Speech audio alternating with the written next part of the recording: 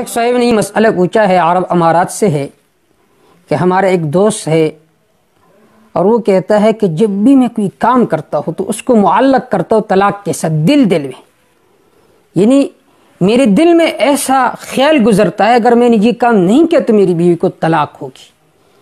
زبان پر اس لفظ کو نہیں لاتا لیکن دل میں ایک وسوسہ اور خیال گزرتا ہے، کیا اس سے طلاق واقع ہو جائے گی یا نہیں؟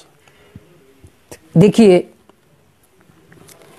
طلاق اس وقت واقع ہو جاتی ہے جب آدمی زبان سے اس کا تلفظ کرے، چاہے وہ مشرق میں ہے اور اس کی بیوی مغرب میں ہے، لیکن یہاں پر مشرق میں اس نے زبان سے طلاق کا لفظ نکالا تو اس سے طلاق واقع ہو جائے گی۔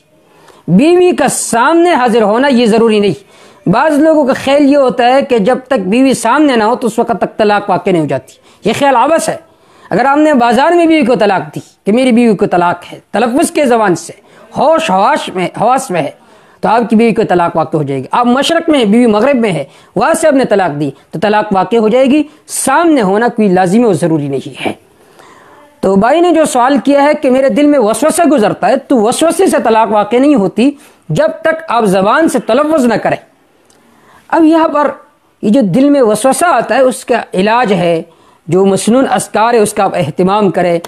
اعوذ باللہ من الشیطان الرجیم، بسم اللہ الذی لا یضر مع اسمہ شیء فی الارض ولا فی السماء وهو السمیع العلیم، اعوذ بکلمات اللہ التامات من شر ما خلق۔ اس طرح سورۃ الاخلاص، سورۃ الفلق، سورۃ الناس، سورۃ الفاتحہ، ان اذکار کے پڑھنے کا آپ اہتمام کریں تو انشاءاللہ یہ وسوسہ ختم ہو جائے گا۔